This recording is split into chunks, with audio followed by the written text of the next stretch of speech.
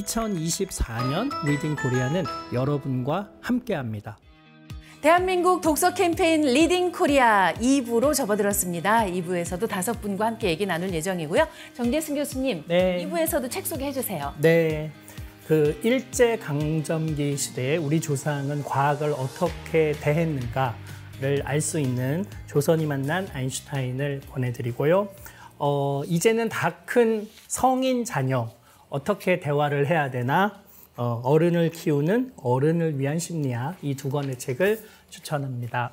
이건우 선생님은 어떤 책 소개하셨죠? 네, 저는 그 박수밀 박사의 탐독가들, 조선시대의 책벌레들 이야기고요. 그다음에 김순석 교수가 쓴 타인의 고통에 응답하는 공부, 사회적 약자나 소수자들이 육체적, 정신적으로 어떤 고통을 겪고 있는가를 객관적으로 묘사해 준 책이고요. 예, 뭐 인간의 심리 세계를 이해하는 데 가장 좋은 그리스 신화를 설명해 준 김원희 박사의 그리스 신화입니다. 저는 재밌는 게 흔히 그리스 로마 신화라고 하잖아요. 로마는 빠졌습니다. 로마까지 쓰면 3권이 될 뻔했는데. 그래서 2권입니다. 휴, 다행입니다. 노무현 교수님 소개해 주시죠. 네, 제가 소개하는 책은 부동산을 통해 한국 사회를 바라볼 수 있는 책, 나의 이상하고 평범한 부동산 가족이라는 책 소개하고요. 또 하나는 가난에 대한 새로운 접근, 우리가 몰랐던 가난의 속사정입니다. 1인칭 가난입니다. 박혜진 평론가님. 네, 저는 문미순 작가의 우리가 겨울을 지나온 방식, 애도하고 싶어도 애도하지 못하는 그들에게는 어떤 사정이 있는지 알아볼 수 있는 책이고요. 그리고 소설가들이 뽑은 올해의 소설 1위로 이제 손꼽힌 작품입니다. 권여선 작가의 소설집 각각의 계절, 이렇게 2권입니다. 끝으로 김겨울 작가님. 네, 저는 대한민국의 미래를 어떻게 디자인할 것인가에 대한 책이고요. 일단 깻잎투쟁기라는 책은 우리나라에 들어와 있는 이주노동자들의 처한 상황을 잘 보여주고 있는 그런 책이고, 가족을 구성할 권리는 우리가 조금 더 가족이라는 말의 범위를 다양하게 넓게 상상해 볼 필요성에 대해서 이야기해주는 그런 책입니다. 네, 한 번 더 정리해드립니다. 올해가 가기 전에 이 책들은 꼭 읽어보세요 하는 책들입니다. 정리해드리죠.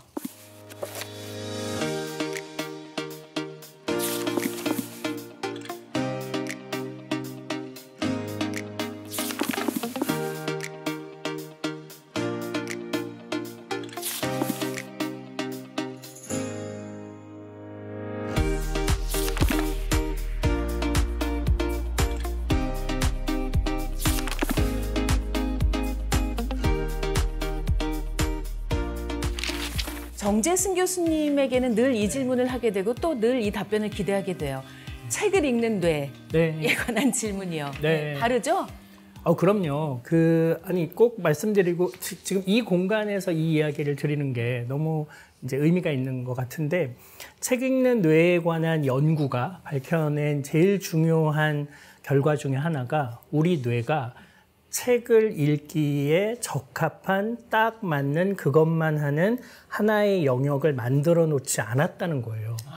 책을 읽으려면 뇌 전체를 다 써야 돼요. 마치 우리가 체조를 처음 배우면 체조를 담당하는 뇌 영역이 없듯이, 그냥 뇌 전체를 적절히 잘 쓰면서 체조를 배워야 되는 거죠. 그렇기 때문에 같은 책을 여러 번 읽고 반복할수록 그게 일종의 마치 체조를 훈련하듯이 우리 뇌의 언어 영역이 활성화되고, 또 그걸 통해서 머릿속으로 시각화도 되고 상상도 되고 세상에 관한 정보를 처리하고, 그래서 이 전체 네트워크가 조금씩 정교화 된다는 거예요. 그런 맥락으로 봤을 때 왜 김득신 선생님께서 책을 1억 번을 읽었다. 억만제에서 책을 많이 읽었다라고 하는 게 왜 같은 책을 이렇게 반복해서 읽지 싶으시지만, 이게 일종의 훈련이고, 그렇게 내 뇌를 책에 훈련시키면서 구조화가 되고, 그 책이 말하고자 하는 내용들을 우리가 조금 더 잘 받아들이면서 회로가 바뀌는 그런 수준의 일들을 한다는 거죠. 저희는 이 11권의 책을 많은 분들이 그냥 이렇게 한 번 읽는 걸 넘어서서 여러 번 읽고 또 주변에 있는 사람과 토론도 하고 이러면 너무 좋을 것 같습니다. 교수님 말씀을 제 방식으로 풀어보면 뇌에서 제일 중요한 게 연결 부위라면서요. 네, 맞습니다. 그 연결 부위를 얼마나 잘 활성화시키느냐에 따라서 네. 이 뇌의 기능이 달라진다는데 독서 자체가 그 연결을 매우 많이 시키고 매우 확장적으로 시키는 거네요. 네, 우리가 평소에 그냥 일상을 살아가면서 당연하게 생각하는 개념들을 읽는 것을 넘어서서 그 이전에 사용하지 않았던 단어나 개념, 또 바라보지 않았던 관점, 또 내가 직접 경험하지 못했던 것들을 이 책을 통해서 간접 경험하면서 새로운 연결들이 확장되고 늘어나는 그런 경험들을 사람들이 하는 것 같습니다. 그런 의미에서 첫 번째 추천해 주실 이 책은 조선과 아인슈타인의 네. 만남만으로도 와, 무슨 책이지? 최소한 우리 뇌는 조선과 아인슈타인은 연결돼 있지 않습니다. 없죠. 이 책을 통해서 많은 분들이 이제 연결하실 수 있습니다. 정말 깜짝 놀랐어요. 우리 네. 선조들이 이렇게까지 과학에 열광을 했다니. 그러니까 우리가 독립운동만 한 게 아니라 그 시기에 상대성 이론도 알고 싶어하고 공부하고 그걸 신문에 연재도 하고 그런 일들이 벌어지고 있었다는 걸 이 책은 당시의 신문 같은 사료를 통해서 우리한테 좀 들려주죠. 좀 구체적으로 풀어주시면 좋을 것 같아요. 네, 그 민태기 박사님을 일단 이 저자를 이해하셔야 되는데 이분은 자팍 다식 그 자체 네네. 이런 분인 거예요. 딱 알겠네요. 물어보면 그냥 그거는 몇 년도에 쭉 나오시는 분. 근데 그 디테일을 엄청 챙기는데 이분이 어느 날 우연히 조선시대의 대한민국의 과학에 관심을 갖게 된 거죠. 그리고 아인슈타인이 1922년도에 노벨상을 받았는데 그 바로 전부터 우리가 상대성 이론이라는 게 지금 유럽에서 굉장히 주목받고 있는 이론이다. 그래서 그거를 가져와서 공부하려고 했던 이제 이런 역사를 발견하게 됩니다. 특히 나치의 박해를 받고 있던 유태인의 모습에서 나라를 잃은 조선하고 되게 비슷하다고 생각을 했던 거죠. 그래서 상대적으로 유태인이었던 아인슈타인의 감정적인 그런 동질감도 느끼고 상대성 이론이 뭔지도 알고 싶어하고 그래서 상대성 이론이 뭔지 신문에 연재도 하고 일본까지 방문을 와서 그분을 아인슈타인이 일본에 온 김에 조선에도 우리나라에도 올 수 있게 초청하려고 애쓰고 그랬던 물론 실패했지만 그런 노력들이 있었다는 걸 우리가 이 책을 통해서 알게 되죠. 네. 그리고 또 놀랍게도 아인슈타인이 그 1922년 11월에 노벨상을 받게 됐다는 사실을 일본에 오는 길에 대안에서. 네, 그 알게 돼서 더 이제 화제가 되고 그러니까 그런 이제 그 물리학의 열기를 사실은 우리 한반도에서도 느낄 수 있었다라는 걸 머릿속으로 좀 상상해 보게 되고요. 그 이후로 이른바 과학조선이라는 이름으로 우리가 나라를 잃은 이유도 서양의 이런 과학기술을 제대로 받아들이지 못했기 때문이고 다시 우리가 힘을 기르기 위해서는 이 과학기술을 입국해야 된다. 이런 생각들을 하게 돼서 어떻게 그 최초의 예를 들면 최초의 화학 박사, 네. 최초의 물리학 박사 네. 이제 이런 분들이 어떻게 대한민국의 과학의 뿌리를 내리게 할 수 있었는지 그 역사를 기술하고 있습니다. 네. 개인적으로는 그래서 마지막에 1970년에 카이스트가 만들어졌다. 이런 얘기가 있어요. 카이스트로 향해 가고 있었던 대한민국의 과학을 이 책에서 엿볼 수 있었습니다. 그러게요. 네네. 노무현 교수님 정말 이 책은 의미가 있는 것이 뒤에 참고문헌 보통 다른 책은 한두 페이지잖아요. 20쪽이에요. 그 얼마나 노작인지를 알 수가 있죠. 정말 꼼꼼하게 자료 조사를 다 했고 자료 조사에 기반을 해서 쓰인 책이 아닌가 싶습니다. 근데 보통 우리가 역사책 중에서 자료 조사를 너무 많이 한 책들은 읽기 좀 재미없는 경우가 좀 있죠. 사건을 좀 연대기적으로 쭉 늘어서면 몇 년도에 무슨 일이 있었고 무슨 일이 있었고 무슨 일이 있었고 처음에 좀 재밌다가도 약간 사건에 좀 지쳐서 이야기에 읽는 재미를 놓치게 되는 경우가 있는데 요즘에 이제 많이 역사적인 접근을 하면서 역사서를 쓸 때도 주제 입각을 해서 쓰는 경우가 있습니다. 이 책 제목에서 알 수 있는 것처럼 조선과 아인슈타인이 어떻게 연결될 수 있을까라는 어떤 궁금증, 호기심을 불러일으키고 또 일제강점기에 관련된 여러 가지 책들은 있지만 지금까지 다루지 않았던 과학이라고 하는 관점, 그 당시 시대를 살았던 사람들에게 과학이라는 것이 어떤 의미였을까, 과학이란 단어는 어떤 단어였을까, 사실 과학자는 어떤 사람들이 과학자였고 과학자들이 가지고 있었던 꿈과 이상은 무엇이었을까, 이렇게 질문을 던지면서 책을 읽게 되면 되게 재미없을 것 같았던 역사책도 매우 흥미진진하게 읽을 수 있거든요. 그런 맥락에서 이 책은 서술 방법이 굉장히 돋보이는 책이었어요. 그리고 제가 얼마 전에 우리 그 인격적으로 유명한 홍명희 선생님께서 인격적이라는 소설도 쓰셨지만 그걸 산문집이라고 해야 될까요? 학창산화라는 제목의 책이 있습니다. 지금 도서관에서도 찾기 힘들고 영인본으로나 이렇게 돌아다니는 책인데, 그 책이 보면 일제강점기 시대 때 그 당시 조선의 지식인들이 지식의 체계를 어떻게 생각했는가, 그 당시의 지식인들은 지식이라는 것은 어떤 구성 원리에 따라서 움직여지는가. 그러니까 학창은 배울 학자에다가 창자는 창문이라는 뜻이에요. 요즘 잘 안 쓰는 단어지만 학창이라는 단어가 되게 정감이 있는 책이잖아요. 우리 학창 시절 이런 얘기 하잖아요. 그러니까 그 학창인데 그 책의 제일 처음에 등장하는 항목이 과학입니다. 그래서 과학은 이러이러한 것이다. 특히 서양에서는 아리스토텔레스로부터 과학이 이렇게 시작됐고 과학은 자연과학, 사회과학 뭐 어떻게 분류가 되는데 모든 과학이 가지고 있는 공통점은 무엇이다 라는 얘기가 나와서 굉장히 제가 그 책을 흥미롭게 읽었었는데, 오늘 정자순 교수님 소개해 주신 조선이 만난 아인슈타인도 그런 맥을 같이 하는 것 같아서 좋았고요. 서술 방식이 매우 돋보이는 책이었고, 또 하나가 사실 우리가 어떤 한 명을 중심으로 이야기를 쓰다가 보면 이야기가 영웅서사가 되거나 너무 단편적이 되기 쉬워요. 근데 한 명의 뛰어난 인물이 수행하는 역할도 매우 중요하지만 그 인물이 누구와 동시대인이었는가, 그리고 그 사람이 어떤 사람과 어떤 관계를 맺고 있었는가가 사실 한 사람이 해낼 수 있는 역량이 발휘되는데 굉장히 결정적인 영향을 끼치는 건 동시대인들의 네트워크이거든요.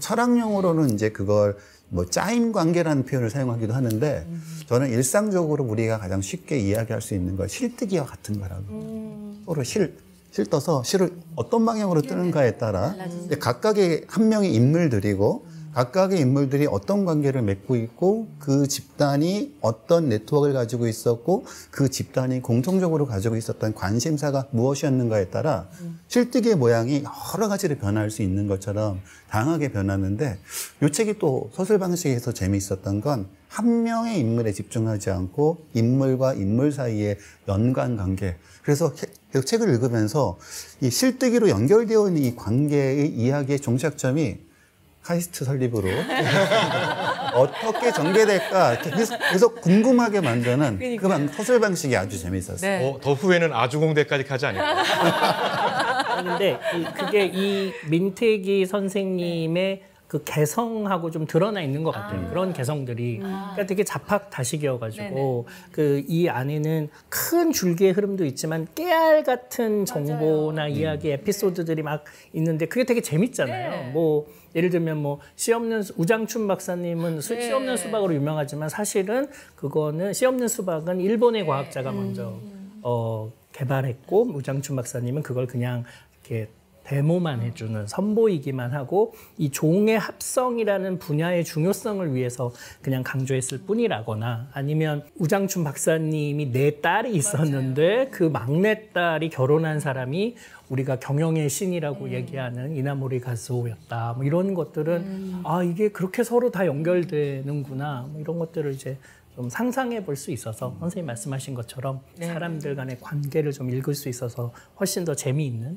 누구랑 결혼하고 연애하고 그런 얘기 많이 나오잖아요. 그러니까요. 그러니까 과학은 좀 어렵고 누구에게나 저한테도 과학은 어렵고 힘들지만 결국은 그게 사람들이 하는 일이고 그걸 만들었던 사람들의 이야기는 우리를 훨씬 더 과학에 친근하게 다가가게 하니까요. 그런 책이라고 할 수 있습니다. 아니 이거는 선생님 정말 아니 우리는 어떤 민족입니까? 왜냐하면 1920년대, 30년대 상대성 원리 양자 역학을 신문에 기고를 하고 전국에 유료 강연회를 다니고 수백 명이 몰려들어서 그걸 듣고 왜 그 20세기 초 19세기 말에 우리나라에 왔던 유럽인들이 깜짝 놀란 게 이 나라는 전국에서 글 읽는 소리가 들린다. 그렇죠. 예. 우리는 어떤 민족이에요? 그러니까 우리가 좀 그 분단과 전쟁을 겪으면서 사실은 이제 루웰인저가 좀 섬나라라고 했잖아요. 북쪽으로 갈 수도 없고 해외여행도 잘 안 되고 자꾸 우리가 착시하는 게 있어서 우리가 공부해보면 인문 쪽도 유럽을 엄청 많이 갔고요. 당연히 일본, 미국은 뭐 러시아 전 세계로 다 퍼졌어요. 동도서기라고 해서 서양의 것을 받아서 다시 독립하고자 하는 의지가 강해서요. 저희 쪽 역사 쪽에 재밌는 게 그 호찌민이 네네. 그 프랑스로 유학 가서 네. 독립운동하는 김규식을 만나서 네. 독립의 의지를 꿈꿨다고 그러잖아요. 그러니까요. 굉장히 넓게 그 당시 보면 프랑스 그다음에 독일 엄청 많이 가 있었어요. 유학생들이. 거기 이제 인문도 있고 과학도 있는 건데 그동안에 이제 이쪽은 사실 인문 쪽이 장악하고 있었죠. 1910년대 이후에 얼마나 많은 그 조선인들이 식민지 청년들이 전 세계로 퍼져나와서 새로운 학문을 배워왔고 물론 이제 그게 분단과 전쟁 때문에 좀 이게 또 많이 끊어지긴 했지만 어쨌든 했는데 이제 민태기 박사가 그거를 과학이라는 관점에서 해낸 거죠. 과학 입국의 꿈들이 있었다. 과학을 통해서 독립운동하고 독립된 나라를 강건한 나라로 만들려고 하는. 근데 정말 아까 정순 교수님 말씀하신 민태기 박사가 대단한 게 음대 강의도 들은 양반이에요. 맞죠. 학부 시절에 합창단도 했고. 그러니까 굉장히 이렇게 그 르네상스적 지식이 있고. 그다음에 그 앞에 저술은 객관적 사실을 검증하기 위해서 현장을 반드시 가요. 예, 그렇기 때문에 이 믿음이 그러니까 이게 카더라로 썼으면 이게 권할 만한 책이 안 돼요. 근데 확실한 팩트를 기초로 해서 쓰기 때문에 또 그런 저희들한테 그런 믿음을 주기 때문에 민태기 박사 책은 정말 너무너무 재밌고 훌륭하고 정말 깨알 같은 정보. 석주명이 당시에 개성의 고등학교 선생이 있었는데 미국의 한 모험가가 개성을 잠못 찾아왔다가 석주명을 만나갖고 석주명이 당시에 영어책을 썼다는 거잖아요. 이런 얘기를 우리가 누가 할 수가 있겠어요. 근데 그런 거 그때 그 책 영어책도 다 자료 사진 찍어서 예, 가지고 있고 또 공개하고 당연히 미국 쪽 라인도 다 그랬고 그리고 또 재밌는 것도 많잖아요. 당시에 그 미국 하와이를 가서 그렇게 사실은 어렵게 있던 분들이 본토 가서 논농사에 성공해서 어마어마한 독립운동을 하기 위해서 미군 이렇게 말하자면 그 폭격기 조종사들을 양성해내잖아요. 그러니까요. 이런 것들은 과학과 기술의 관점에서 보지 않으면 자꾸 축소해서 보죠. 그러니까 우리가 관점을 넓혀서 식민지 시대에 과학을 통해서 나라를 뒤쳤고 그 해방된 나라가 강건한 나라가 되기 위해서 헌신했던 분들의 이야기 이렇게 관점을 보니까 그동안 못 봤던 얘기가 너무 재밌게 잘 펼쳐지는 거죠. 네. 여 작가님 또 흥미진진하게 보셨죠? 네. 저는 이 책이 다루고 있는 그 역사의 범위가 한 거의 100여 년 정도의 시간을 다루잖아요. 그러니까 초반에는 이제 역사책에서 보던 사람들의 이름이 나오다가 고종, 순종 뭐 이렇게 나오다가 책이 끝날 때쯤 되면 내가 아는 현대의 사람들 이름으로 끝난단 말이에요. 카이스트도 나오고. 맞죠. 아주 긴 시간의 일대기를 내가 막 읽고 나니까 약간 100여 년의 시간이 굉장히 압축돼서 확 다가오는 그런 느낌으로 굉장히 재미있게 읽었고요. 제가 좀 인상적이었던 것은 우리가 과학이라는 것이 어떤 순수하게 동떨어진 하나의 학문, 어떤 하나의 영역이라고 생각하기가 쉽잖아요, 현대인들은. 근데 사실 과학이라는 것도 당시의 역사, 당시의 상황과 굉장히 활발하게 상호작용을 하던 시기가 늘 있었고, 그래서 책에도 보면 이제 과학이라는 어떤 명목으로 모인 것처럼 보이지만 너네 독립운동하지라고 하면서 일제가 그걸 해산시켜버린다든지 하는 식의 그 과학과 사회의 계속되는 상호작용이 이 책에 나온단 말이에요. 그래서 그 최근에 뭐 굉장히 화제가 됐던 SF 중에 하나가 삼체라는 이지신의 작품이 있죠. 삼체에도 그 예전에 문화대혁명 시기의 이야기가 잠깐 나오는데 거기서도 이제 상대성 이론이 막 나오면서 너 반동분자지 이런 식으로 이제 취급을 해서 뭐 어떤 교수, 과학 교수를 뭐 처형을 시킨다든지 이런 식의 에피소드가 나오거든요. 그러니까 과학이라는 게 굉장히 뭐 순수하게 동떨어진 어떤 학문이 아니라 그 사회와 굉장히 밀접하게 붙어 있고 역사와 붙어 있는 어떤 영역이라는 것을 실감할 수 있는 그런 책이기도 했던 것 같습니다. 그런 면에서 두 번째 책 네. 추천이 좀 의외였어요, 교수님. 네. 이 책의 문제의식. 전 이게 우리 사회에 진짜 중요한 질문이라고 생각하거든요. 사실, 육아 프로그램, 모두 엄마가 되면은 이제 봐야 될 프로그램이라고 생각하고, 오은영 선생님을 교주로 모시면서 금과 옥조 같은 이야기들을 이제 들으려고 하죠. 그리고 그 이야기의 핵심은 그 어린 시절에 부모의 역할이 너무나 중요하다. 부모가 아이의 미래를 결정한다. 이 애착 관계를 제대로 맺는 게 중요하다. 뭐 이제 이런 것들을 우리 모두가 이제 그 중요성을 깨닫게 되었죠. 근데 이제 사실은 현대의 그 아이들에 관한 뇌과학은 아이들이 생각보다 부모에 대한 의존이 덜하고 사실은 또래 집단을 포함하여 그가 속한 사회 전체에 되게 다양한 영향들을 받고 부모를 대하는 페르소나, 얼굴과 타인과 대화하는 얼굴들이 다 다양하고 그래서 그 인간의 그런 복잡다단한 모습들을 드러내는 일들이 현대과학에서는 훨씬 더 큰 비중을 차지하고 있어요. 근데 여전히 많은 사람들은 우리 애가 잘못되면 나 때문이고 내가 잘해야 되고 라고 생각하는 그런 부모님들이 계신 거죠. 근데 문제는 이제 그런 부모님들이 다 이제 나이가 드셨어요. 그리고 애들도 성장했고 근데 장기적인 경기 침체로 인해서 너무 세상의 독립적 존재로 나아가서 자기 삶을 혼자 챙길 수 있는 그런 데까지 가는 시간이 너무 길어진 거예요. 네. 그러니까 20살이 넘어서도 내가 계속 챙겨야 되고 경제적인 지원을 해야 되고 밥을 해줘야 되고 공간을 계속 제공해줘야 되고 심지어 결혼을 할 때도 내가 뭔가를 보태줘야 되나 이제 이런 생각들을 하는 거죠. 그러니까 정신적으로는 간섭하지 마. 난 내 맘대로 할 거야.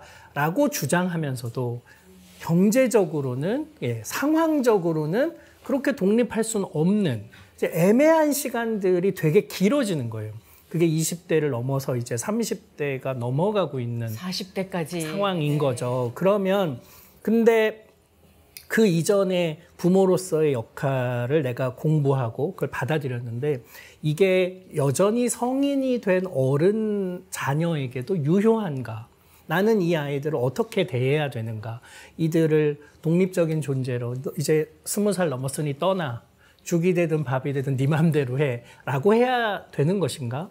아니면 계속 내 안에, 내 둥지 안에 케어를 해야 되는 것인가? 그래서 제목이 어른을 키우는 어른을 위한 심리학이잖아요. 네, 그러니까 근데 요 마음을 챙기는 심리학을 우리 사회가 한 번도 얘기한 적이 없는 거예요. 예, 그러니까 어른은 어른대로, 또 자녀는 자녀대로.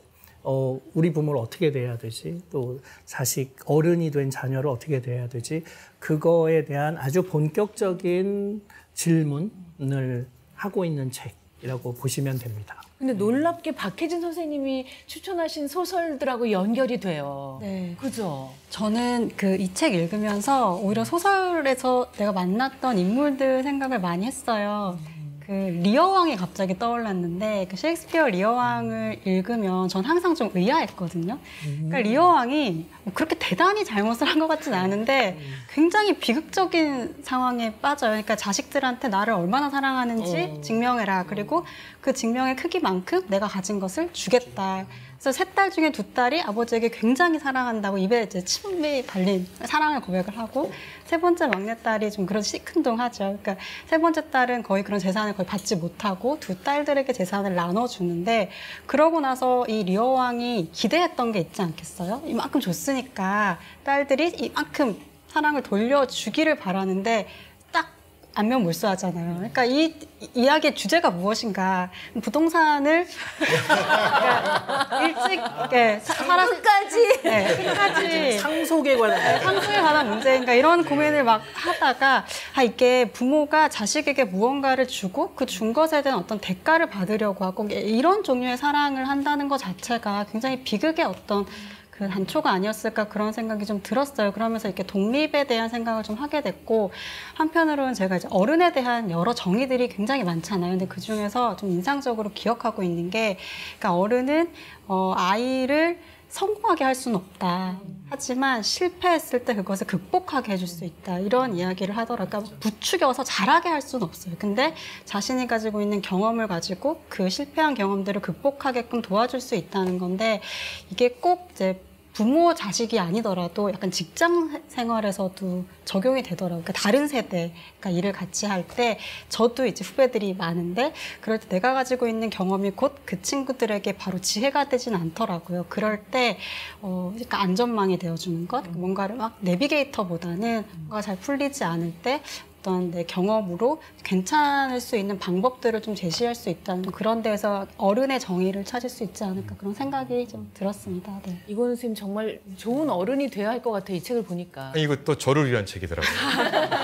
딱 저희 연배가 개인적으로 되게 큰 도움을 받았는데, 정신분석가이기도 하고 정신과 의사인데 하지영 교수가 심리학으로 보면 개인적인 문제로 환원하고 있구나 하는 걸 받았어요. 근데 저는 뭐냐면 이게 우리 세대가 잠 못 살아서 나타난 문제라고 생각을 해요. 그러니까 우리 세대가 굉장히 진보적인 인정을 했지만 다음 세대를 끊임없는 경쟁 관계로 만들어낸 거잖아요. 그래서 그 경쟁 관계에서 내 아이는 여기서 이겨낼 수 있을 거라고 생각하고, 그렇게 해서 과보하고 과교육을 시켰는데 그 결과는 뭐냐면 그 아이들이 올곧게 자기를 성장시키지 못해서 우리한테 부면행이 된 거예요.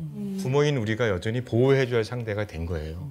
저는 그런 측면에서 개인적으로도 저한테 적절한 나이에 필요한 제 딸과의 관계를 어떻게 맺어갈 것일까도 도움도 됐지만, 잘난 척 했잖아요. 저희 세대가 가장 진보적이고 가장 우리 사회에 기여를 했고, 또 집단적으로 386 시작해서 이제 좀 있으면 686이 될 텐데, 이렇게 자랑스러워했지만 오히려 굉장히 한국 사회에 큰 과오를 저질렀다는 걸 인정해야 된다. 그래서 결국은 우리가 다 성장하지 못한 어른을 내가 키워야 되는 상황이 돼버리고 말았다. 그런 측면에서 좀 사회적인 문제로도, 오로지 개인적인 문제와 함께 사회적인 문제로서도 이 문제를 바라볼 때 좀 해결책이 보이지 않을까. 맞습니다. 그러니까 사실 이제 지금 우리가 그걸, 우리 사회 전체가 그걸 경험하고 있는 건데, 이른바 이제 1960년대 태어나신 그 세대가 민주화를 이루었지만 그 가정 내에서의 민주화를 이루지는 않았거든요. 그러니까 되게 가정 내에서는 권위적이기도 하고, 다들 한 공부도 잘했고, 혹은 공부를 못해서 한이 맺혔고, 그래서 아주 구체적으로 다음 세대의 교육에 개입했거든요. 네. 그런데 사실 아이들을 키우고 성장시키는 거의 핵심은 사실 자립과 독립인데, 그거를 잘 할 수 있도록 사실 성장시키고, 그러면 스스로 결정할 수 있게 기회를 주고, 실수를 해도 그 울타리 안에서 다시 일어설 수 있게 해주는 정도의 거리 두기가 필요했는데, 이제 그러지 못했기 때문에 오히려 조바심 나고 안달나고, 그랬더니 막 이제 나중에는 손주까지 키워야 되고, 그러니까요. 너무 많은 멍해를 짊어지거나, 그 책임을 자기가 져야 되는 이런 상황들이 있어서, 이 책은 심리학적으로는 너무 통제하려고 하지 말고 적절히 거리도 두고, 내 행복이 중요하다는 걸 깨닫고, 이제 서로 이렇게 놓아주자, 그런 이야기를 하고 있는데, 이고은 선생님 말씀처럼 사실은 이게 모든 가정에서 벌어지고 있는 일이라서 사회적인 현상이기도 해서 사회적 논의도 필요한 그런 질문을 이 책은 던지고 있습니다. 어찌 보면 이제 이 책으로 이제 시작이 된 것 같아요. 맞습니다. 앞으로 계속 이런 논의들이 우리 사회에서 활발해질 수밖에 없죠. 네. 그런 시대가 점점 더 열리고 있으니까요. 맞습니다. 그런 의미에서 이 책 소개 잘 받았습니다. 김겨울 작가님이 소개해 주실 두 권의 책 중에 뭐부터 얘기할까요? 깻잎 투쟁기 먼저 할까요? 아, 좋습니다. 제가 사실 깻잎을 좋아하거든요. 깻잎 좋아하세요? 왜냐하면 상추 쌈에 저는 깻잎은 2장이에요. 깻잎이 조금 나면 늘 불안해요. 이걸 먹어야 되는데. 그럼요. 근데 제가 이 책을 보고 나니까 내가 깻잎을 그전처럼 마음 편히 못 먹겠구나 그런 생각이 들었어요. 네. 깻잎, 뭐 딸기, 네. 사과, 네. 고추 막 이런 농산물들 우리가 국내산 농산물 딱 떠올렸을 때 신뢰의 이름이잖아요. 국내산 농산물 맛있고 유기농 뭐 신뢰할 수 있는 어떤 그런 이미지가 딱 떠오르고 뭔가 이제 그 농사를 짓고 있는 우리나라 분들의 모습 뭐 이런 생각이 들지만 사실 많은 곳에서 이주노동자들이 사실은 그 노동을 하고 있더라는 거죠.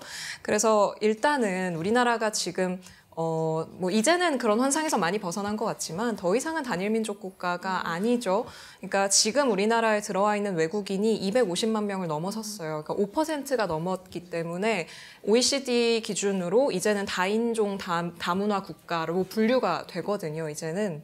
근데 이 250만 명 중에는 우리 눈에 잘 보이는 외국인들이 있고요. 이를테면 뭐 영어 강사를 하거나 뭐 이런 식으로 이제 우리가 쉽게 생각할 수 있고 볼 수 있는 사람들이 있고 우리 눈에 안 보이는 노동자들이 있어요. 우리가 지금 깻잎 투쟁기에서 다루려고 하는 이주노동자들이죠. 그래서 우리나라에 이미 이런 외국인들이 많이 들어와 있고 우리 생활에 필수적인 노동들을 하고 있는데요.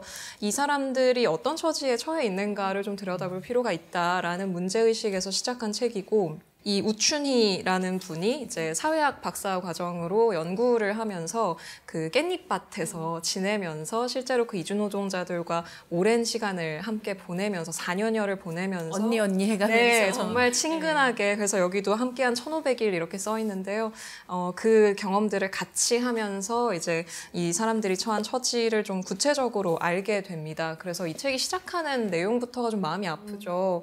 캄보디아인이었던 속행 씨가 정말 열악한 환경에서 지내면서 노동을 하다가 결국은 목숨을 잃게 됐고 비닐하우스 안에서 네, 비닐하우스 안에서 난방이 되지 정말 않고. 추운 거기서 이제 목숨을 잃게 된 속행 씨의 사례가 나오는데요. 속행 씨의 가족들은 국가를 상대로 한 손해배상 소송을 지금도 진행 중에 있어요.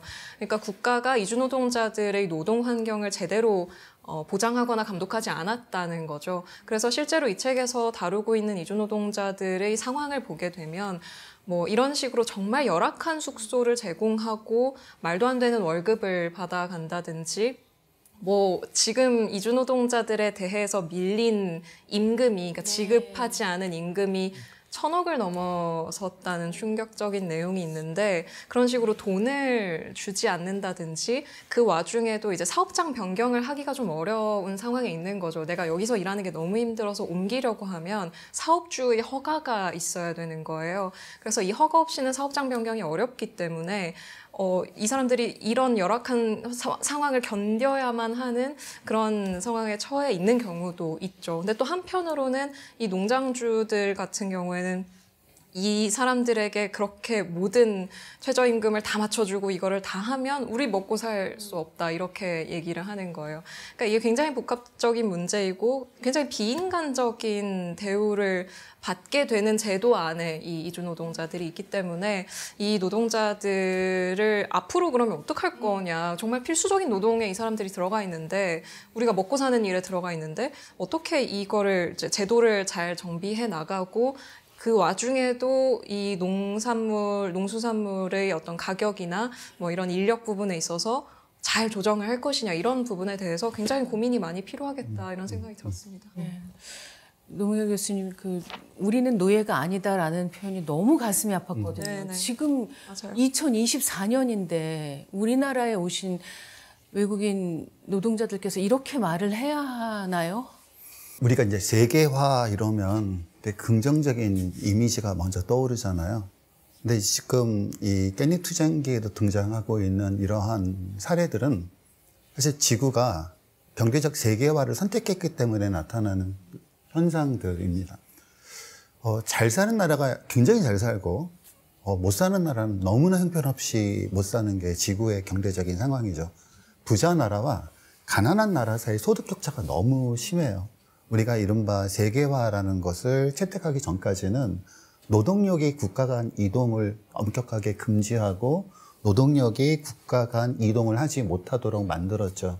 그럼 이제 세계화가 시장주의적인 방식과 결합이 되면 당연히 예상할 수 있는 건 가난한 임금이 싼 지역에 살고 있는 사람들이 보다 많은 돈을 벌 수 있는 곳으로 이주를 하려고 하겠죠. 왜냐하면 돈을 더 많이 벌 수 있으니까.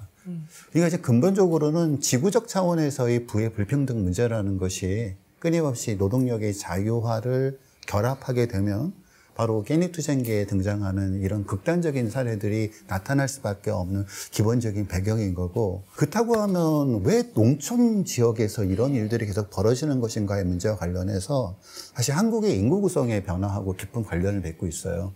농촌은 고령화가 매우 심각하게, 거의 농어촌 지역 가게 되면 다 노인들만 있으니까요.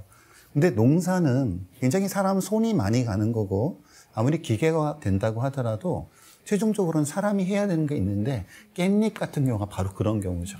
여전히 사람이 손으로 따야 되는. 게다가 이제 우리가 고기 먹을 때 깻잎 거의 필수로 먹기 때문에 사회적 수요는 있고, 하지만 기계화는 되지 않고 있고, 근데 깻잎은 농촌에서 기르는데 농촌에는 고령 인구만 있고, 그렇게 되니 자연스럽게 보다 많은 임금을 벌기 위해서 한국으로 국가 이동을 한 이주 노동자들이 농촌 지역에 상당수가 있다는 점입니다. 그래서 아마 농어촌 가보시면 밭에서 일하는 사람들은 노인과 외국인 노동자 딱 두 집단이 일을 하는 경우도 굉장히 많아요. 그냥 편하게 에이, 시골에 있는 어떤 할머니가 땄겠지라고 그냥 편하게 생각해버리는 바로 이런 거죠. 그러니까 이런 깻잎투쟁기와 같은 책을 통해 이런 게 많이 알려지고 재현되어야만 공적으로 농어촌 지역에 또 특성이 있잖아요. 흩어져 있다라는 거. 그러니까 공장의 노동법규를 제대로 지키는가라는 걸 관리하는 방법과 농어촌 지역에서 이런 이주 노동자들의 권리가 제대로 지켜지고 있는가를 관리하는 문제는 또 다른 차원의 문제이기 때문에 또 별도의 정책들과 정책 채널과 통로와 경로들이 필요한데, 그런 것들이 이루어지기 위해선 일단 알려줘야 한다.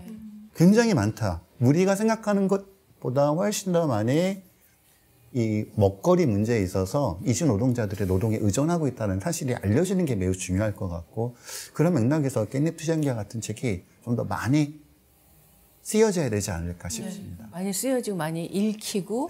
그러니까 왜 이 책에도 그런 표현 나오잖아요, 이건 선생님. 이주 노동자가 오실 때는 그분들의 손만 오는 게 아니다. 그분들의 삶도 오고 그분들의 꿈도 온다. 이 표현이 와닿더라고요. 네. 최근에 제 친구가 어느 섬에 강연을 갔는데 학생이 10명이었대요. 그런데 5명이 다 다문화 가족이라고.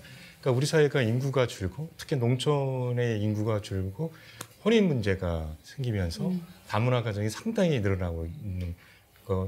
뭐 알지만 직접 가서 보니까 굉장히 충격받았더라고요. 거기다가 또 인구 문제, 노동 문제, 특히 농어촌 문제 때문에 이주 노동자가 오는 거잖아요.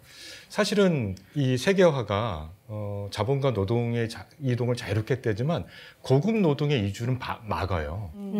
우리 반도체에서 높은 지위에 있던 분들이 중국 간다고 그러면 국정원이 나서잖아요. 그래서 이게 제한돼 있어요. 그래서 어차피 이거는 물의 흐름처럼 가난한 나라의 노동자들이 우리나라에 와서 그런 저임금 노동 구조를 받쳐줄 가능성이 커요. 그러면 약속만 지켜주면 돼요. 즉 이 책을 보면 가장 큰 문제가 약속을 안 지켰다는 거예요. 그 문제가 가장 큰 거거든요. 그러니까 우리가 풍요로워지고 더 발전하려면 그런 문화가 자연스럽게 우리랑 만나서 화합을 하도록 이끌어 나가야 되는 그런 측면에서 깻잎투쟁기가 우리가 좀 다시 한번 보자 하는 거고, 특히 저는 이런 문제에서 굉장히 우리가 좀 다른 생각해야 되는 게 뭐냐면, 우리는 전쟁 난민이었잖아요. 그랬죠. 그래서 전 세계 다 퍼져나갔어요. 근데 그걸 누가 만약에 다른 나라와 다른 민족이 우리 전쟁 난민을 안 받아줬다면 우리의 형제들이 어떻게 살았겠어요? 그런 측면에서 우리는 역사적인 소명이 있어요. 우리가 역사적으로 갚아야 돼요, 인류사에. 그래서 굉장히 어려운 사람들이 우리한테 왔을 때 약속만 지켜주는, 최소한의 윤리만 지켜줘도 우리는 이 지구의 구성원으로서 떳떳할 수 있다. 저는 그렇게 생각합니다. 아니, 저는 그 뒤에 불법인 사람은 없다. 네. 그 말이 너무 맞는 말이고, 이 책을 읽고 나면 이제 다시는 불법 체류자 이런 말 함부로 못 쓸 것 같고, 미등록 이주민 이런 너무 이런 말 단어 하나 하나에도 우리가 그 사람을 대하는 태도 그런 잘못된 인식들이 있었구나 그런 것들을 좀 깨닫게 됐습니다. 네. 어느 분이 그런 얘기를 하셨는데 이제 다문화 가정 얘기를 하셨으니까 머지않아 다문화 가정의 어린이들이 성장하여 투표권을 가진다는 거예요. 그렇죠. 그럼요. 그리고 농어촌 지역에서는 그들이 그 투표권을 가지고 스스로 선출직에 갈 수 있다는 거예요. 이제 머지않아. 이거 굉장히 현실적이기 때문에 우리가 손 놓고 있을 일이 아니라는 거죠. 이미 인구 구성 자체가 그러니까 우리는 이제 정말 다문화 국가다는 걸 빨리 인정해야 될 것 같습니다. 네. 자, 김계훈 작가님 두 번째 책은 가족 얘기예요. 네, 가족 얘기입니다. 이번에도 이제 대한민국의 디자인, 앞으로의 미래에 대한 책이고요. 이 책은 이제 우리나라가 마주하고 있는 심각한 저출생 문제에 직면해 있는 이 상태에서 어떻게 가족을 생각해 봐야 될까? 가족이라는 말이 그럼 이제 정말 뭐 우리가 생각하는 핏줄로 이어진 혹은 결혼으로 이어진 사람만 가족이라고 생각해야 될까? 다른 가능성을 상상해 볼 수는 없을까? 이런 질문을 하는 책이라고 할 수 있습니다. 이 책에서 문제라고 지적하는 부분이 이제 한국의 굉장히 강력한 가족주의이죠. 그러니까 모든 활동의 중심을 가족 단위로 두고 있다는 거예요. 그러니까 가족 내에서 문제를 처리해야 되고 가족에서 처리가 안 되면 그때 국가가 한번 뭐 개입할까 말까 생각해 볼게. 이 정도의 이제 보류적인 자세로 뭐 누군가 아파도 그 가족에서 뭐 누가 장애를 얻어도 그 가족이 있는데 이런 식의 어떤 가족을 단위로 하는 모든 그 생각들을 가지고 있기 때문에 이 가족주의가 굉장히 강한 한국에서는 굉장히 자연스럽게 여기서 이탈하고 뭔가 벗어나고 싶어하는 사람들 혹은 소외되는 사람들이 많을 수밖에 없다는 거죠. 이 가족주의를 굉장히 문제시하면서 그 가족 성원권 운동, 그러니까 가족을 꼭 뭐 혈연이나 뭐 이런 게 아니라 내가 가족을 만들 수 있다라는 생각으로 한번 접근해 보자라는 이야기를 하는 그런 책인데요. 제가 이제 그 저출생과 이 돌봄 관련해서 제가 이 부분에 굉장히 공감을 했는데요. 책에서 이런 얘기를 해요. 국가는 인구 감소를 심각한 위기로 규정하지만 많은 시민은 시민들의 삶을 인구로 바라보는 국가의 인식과 태도를 진정한 위기라고 보고 있다. 국가는 연일 저출산과 함께 초고령 사회로의 진입을 목전에 두고 있다는 경고음을 울리면서 이로 인한 생산성 저하가 초래할 문제들을 언급하며 시민들의 불안과 두려움을 조성한다. 김영옥의 지적처럼 아프고 늙고 의존하는 몸으로 사는 것이 가능한 돌봄 생태계를 구축하는 데에는 전혀 주의를 기울이지 않은 채 아프고 늙고 의존하는 몸으로 사는 삶을 최대한 지연해야 하고 그 지연 또한 개인의 노력으로 완수해야 한다는 이데올로기를 설파하는 데에 주저함이 없다. 이런 얘기를 하거든요. 굉장히 공감을 했고, 그러니까 우리가 뭐 노후 대비 뭐 이런 얘기를 할 때 결국은 내가 노후에 뭔가 받을 수 있는 뭐 부동산을 준비해야 돼. 아니면 내가 뭐 덜 연금 내가 덜 아파야지. 이걸 어떻게든 내가 해결해야 되고, 그래서 내가 결혼해서 뭐 자식이 나의 노후를 어떻게 해줄 수 있지 않을까. 그러니까 개인 단위로 가족 단위로 이걸 어떻게든 하려고 막 아등바등 하는데. 이거를 이제 좀 다른 관점에서 보자는 거죠. 그러니까 한 명 한 명이 시민이고 이 시민적 유대를 통해서 한번 해결을 해보자. 그래서 예를 들어서 이미 이제 동거하는 사람들도 많고 뭐 비혼의 삶을 선택한 사람들도 있고 또 소규모 주거 공동체를 이루고 사는 사람들도 있고 그럼 이 사람들이 막 편견을 가지고 있는 것처럼 뭐 결혼 못해서 뭐 저렇게 사는 뭐 불행하지 과연 그렇냐. 근데 들여다보면 본인들은 굉장히 그 삶에 대해서 시민적 연대가 있기 때문에 굉장히 만족하고 있다는 거예요. 그래서 이미 변화하고 있는 이 사회에서 최소한 우리가 제도적으로 이 민법에서 가족이라는 것을 굉장히 이렇게 딱딱하게 규정을 하고 있는데요. 저는 그 제도가 좀 재밌더라고요. 이 책에 소개되는 제도 중에 내가 지정한 1인 제도 굉장히 재밌다고 생각했는데 가족이 아니더라도 내가 지정한 1인이라는 사람을 정해두면 그러면 예를 들어서 내가 병원에 뭐 가서 큰 수술을 해야 될 때 이 사람이 사인을 해줄 수 있고 내가 갑자기 불의의 사고로 뭐 목숨을 잃거나 했을 때 이 사람이 뭔가 뒷처리를 해줄 수 있고 상속을 뭐 할 수 있고 유언을 집행할 수 있고 이런 식의 한 명을 지정하는 제도가 있더라고요. 이런 식의 유사한 제도들이 외국에서는 이미 많이 시행이 되고 있는데 우리나라는 이런 것에 있어서 굉장히 보수적으로 접근을 하고 있기 때문에 소외되는 사람이 좀 많다. 그래서 이런 식의 제도적 보완이 있으면 우리나라의 어떤 가족주의적인 한계를 조금씩 극복해 나갈 수 있지 않을까 이런 생각을 하게 되는 책이었습니다. 박혜인 선생님, 저는 이 책에서 그 표현이 참 인상적이었어요. 그 가족은 없다. 이 표현이 정말 인상적이었어요. 네. 그 가족은 없다라는 그 문장을 제가 30대 중반이 넘어서니까 그냥 일상생활에서 점점 체감을 하게 돼요. 이제 이 나이쯤이 되고 보니 결혼에 대해서 굉장히 다양한 선택을 하는 친구들이 많아져요. 그러니까 정말로 혼인은 하지 않았는데 아이는 갖고 싶다거나 아니면 결혼을 할 생각도 없지만 아이를 갖고 싶다거나 그 외에 다양한 방식으로 자신의 가족을 실현하고 싶어하는 친구들이 있는데 그럴 경우에 이게 그 제도적인 지원이 반드시 필요한 거예요. 근데 그럴 때 뭐 아주 불가능한 경우도 있고 가능은 하지만 사실상 불가능한 경우도 있고 방지턱들이 많은 거죠. 그래서 이게 사회에 어떤 큰 문제가 있을 때 그 사회를 이루는 기본 단위의 문제가 아주 원인일 수도 있거든요. 간단하게 보면. 그럴 때 사회의 가장 기본 단위가 우리는 가족이라고 하잖아요. 그럼 가족의 개념은 이 현실에서는 이미 굉장히 다양한 방식으로 해체되고 재구성되고 있는데 가족이라는 그 정의 자체는 아직도 너무나 고정돼 있고 약간 편협한 그 뜻을 고수하고 있어서 이게 현실과 굉장히 왜곡돼 있다, 어긋나 있다 이런 생각이 많이 들어요. 주변 사람들을 보고 제 삶을 보면서 더 절실하게 느끼는 것 같아요. 이게 빨리 바뀌고 유연하게 이 변화를 담는 새로운 단어, 그릇이 만들어지지 않으면 문제를 해결할 수 있는 방법을 눈앞에 두고 실제로는 변화를 삶으로 살고 있는 사람들이 있는데도 불구하고 타이밍을 계속 놓치고 말 거다 이런 생각이 들어서 그 부분에서 되게 경각심을 가지고 또 공감하면서 읽은 책이었어요. 예. 우리가 가지고 있는 잘못된 용어 사용에 대한 정리가 좀 필요해요. 이게 이제 민법 개정에서도 쟁점이 될 수 있는 부분인데 우리가 가족이라고 사용하고 있는 일반적 개념은 잘못된 개념이에요. 이게 어떤 거냐고 하면 정확하게 표현하면 친족과 가족은 완전히 다른 개념인데 친족은 유전자적인 인접성을 지칭하는 겁니다. 그러니까 저희가 부모님이 있고 부모님의 유전자를 제가 물려받았죠. 그러면 부모님과 저의 관계는 친족 관계예요. 유전자적인 인접성이 있으니까.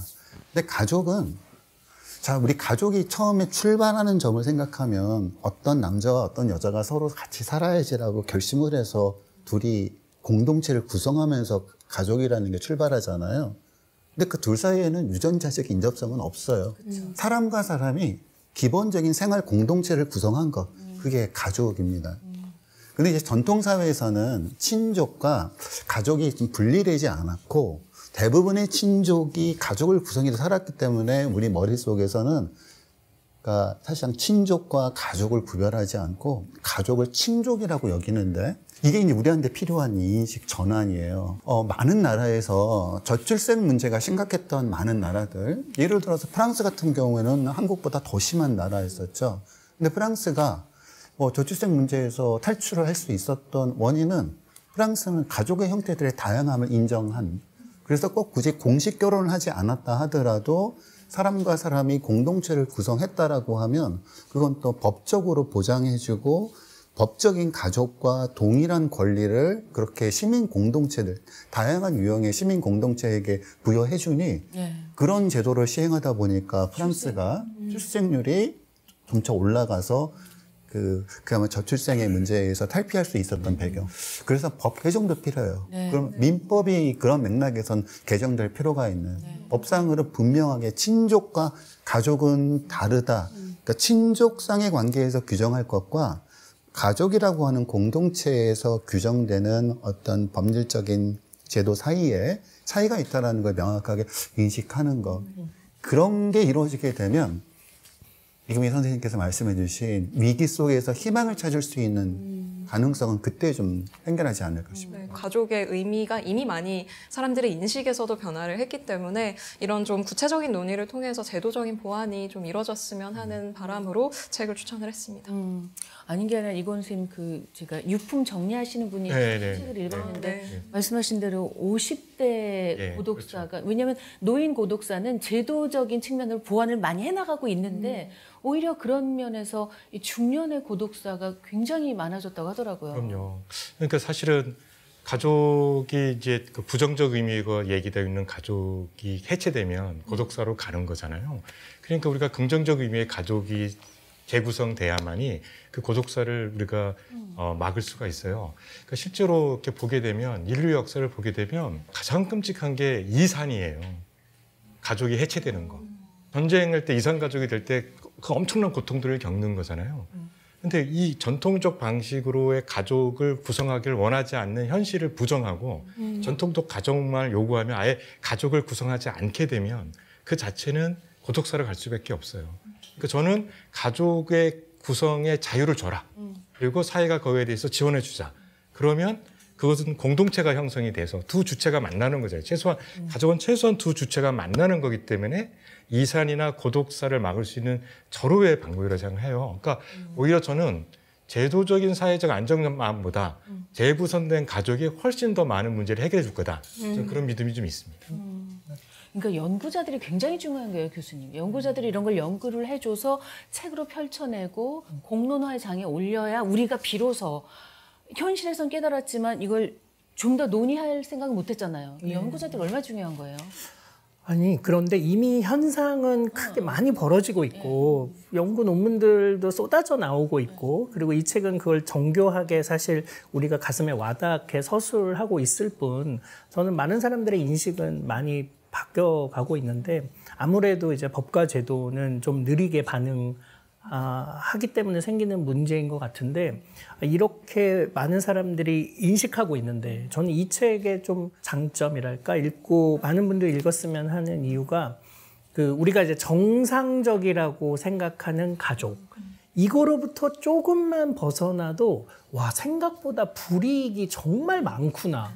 아까 뭐 청약도 얘기하셨지만 아니 이거 진짜 그냥 같이 살고 있는데 내가 마음대로 수술도 못 받고 뭐 분양도 못 받고 상속도 못 받고 그러니까 결혼을 해 남녀가 결혼을 해야 돼 법이라는 제도에 서명을 하고 그 규약 안으로 들어와야 돼. 그 가족이라고 표현. 그 가족, 예, 그거가 아니었을 때 얻게 되는 불이익이 너무 많구나.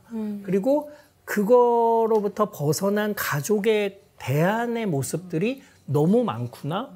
근데 이 많은 것들을 다 우리가 인정하지 않고 요것만 정상이라고 말하고 있었구나. 이거에 대한 인식을 이 책은 우리한테 들려주는 것 같습니다. 그러게요. 네. 이거는 선생님 참 오늘 이 자리 참 잘 만들었다 다시 한번 생각이 드는 것이 이런 얘기를 우리라도 해야 되죠. 우리라도 책을 통해서 해야 되죠.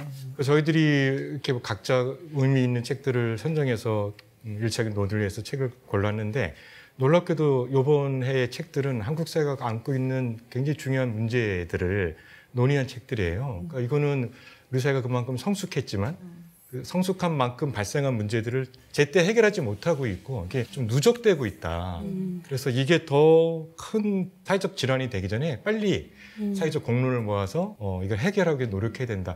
그런 측면에서 함께 이런 책을 읽고 논의하고 사회적 대책과 그 인식의 전환 이런 걸 일으키는데 되게 좋은 기회가 되는 것 같습니다. 네, 이 책에서 그러잖아요. 가족의 문제가 그 사회의 문제다. 그래서 문제의식으로 오늘 2부의 키워드는 한번 정리해 보겠습니다. 저희는 3부에서 뵙겠습니다.